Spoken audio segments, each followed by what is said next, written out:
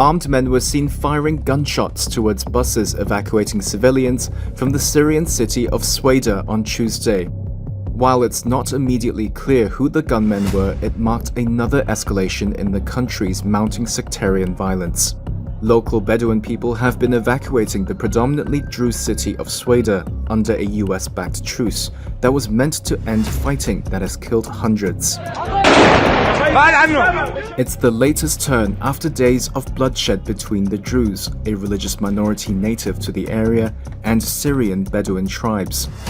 Speaking to Reuters at a school sheltering displaced Bedouin in Dawa province, Alia Hussein Al-Ali, a Bedouin woman from Sweida, described attacks by Druze militants.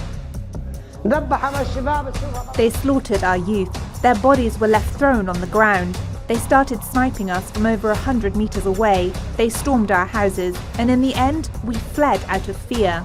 Some people were attacked on their own land.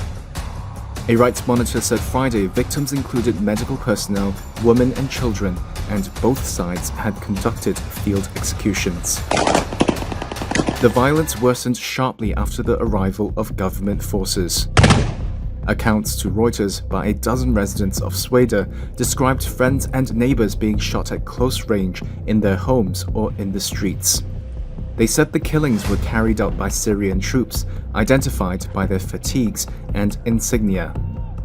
Syria's defense ministry said on Tuesday it would investigate shocking violations by people wearing military clothing. In a statement, it said there would be no tolerance for those who violated human rights in Sweida, even if the acts were committed by ministry forces. On Friday, Israel and Syria agreed to a ceasefire supported by Turkey, Jordan, and neighbors.